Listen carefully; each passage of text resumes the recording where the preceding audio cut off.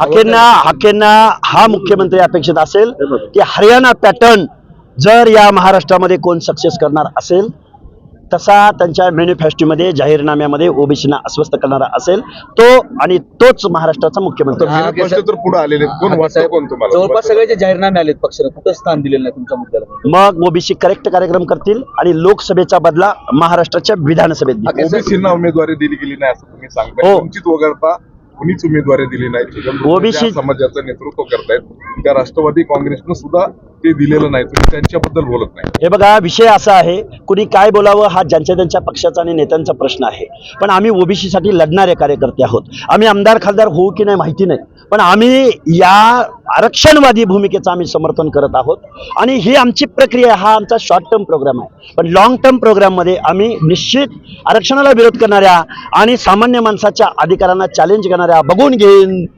घरं जाळीन 130 उमेदवार बिमोड करेन असं संविधान विरोधी आणि लोकशाही विरोधी बेताल वक्तव्य करणाऱ्या माणसाला धडा शिकवण्यासाठी आम्ही एक वेळ भाजपला महायुतीला मतदान करायची जिथं आमचा ओबीसीचा उमेदवार नसेल जिथं आमचा वंचितचा लढणारा उमेदवार नसेल जिथं आमच्या आरक्षणाची भूमिका घेणारा उमेदवार नसेल तिथं भाजपचा उमेदवार असेल त्याला आम्ही एक वेळ मतदान द्यायला सांगू पण तुतारीचा उमेदवार जर कुठं मतदान मागायला आला तर त्याला आम्ही मतदान देणार नाही कारण याच शरदचंद्रजी पवारांनी जरांगे नावाच्या बेकायदा मागणी करणाऱ्या माणसाला पाठिंबा दिला फ्युएल दिलं पैसा दिला आणि त्यांचं आंदोलन मोठं करायचा प्रयत्न केला. त्या माणसांना इथला ओबीसी 25 पेक्षा जास्त आमदार हे ठामपणे ओबीसीची भूमिका घेणारे या महाराष्ट्राच्या विधानसभेमध्ये असतील याचा मला विश्वास आहे. मराठवाड्यातल्या 8 जिल्ह्यामध्ये ओबीसीला मतदान करेल कुठल्या पक्ष पार्टी वगैरे नाही तर ओबीसीच्या हिताची भूमिका घेणाऱ्या माणसाला मतदान करेल हे मी मोठ्या विश्वासानं सांगतो. सत्ता स्थापनेत महत्त्वाची भूमिका निश्चित सत्ता स्थापनेत ओबीसी शिवाय सत्ता स्थापन होणार नाही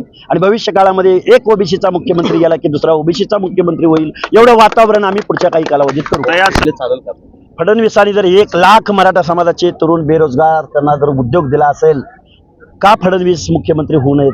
ते ब्राह्मण आहेत म्हणून त्यांना तुम्ही विरोध करणार आहात का? त्यांची कॅपॅसिटी बघा. त्याच्याही पलीकडे जाऊन गावगाड्यामधल्या ओबीसींची दीनदलितांची बाजू ठामपणे मानणारे बाळासाहेब आंबेडकर असतील त्यांना जर गावगाड्यातल्या लोकांनी सपोर्ट केला तर ते का मुख्यमंत्री होऊ नयेत? त्याचबरोबर ओबीसींचा आवाज बुलंद करण्यात सक्सेस जो म्हणून कुठला ओबीसीचा नेता होईल त्या माणसानं मुख्यमंत्री का होऊ नये या अशा अनेक प्रश्न आहेत. हा फुले शाहू आंबेडकरांचा महाराष्ट्र आहे. हो मला कल्पना आहे या गोष्टीची. चिरेबंदी वाड्यांना धडका घेताना आमचं कपाळ फुटू शकतं पण आम्ही एक दिवस या चिरेबंदी वाड्यांना तडे घालवणार या गड्या नेस्तनाबूत करणार आणि फुले शाहू आंबेडकरांच्या या बहुजनांचं राज्य या महाराष्ट्रावर आणणार. देश विदेशातील प्रत्येक घडामोडींचे लाईव्ह अपडेट मिळवण्यासाठी आता साम टीव्हीच्या सर्व सोशल मीडिया प्लॅटफॉर्मला लाईक, फॉलो आणि सबस्क्राईब करा. तसंच सर्व नोटिफिकेशनसाठी बेल आयकॉन प्रेस करायला विसरू नका.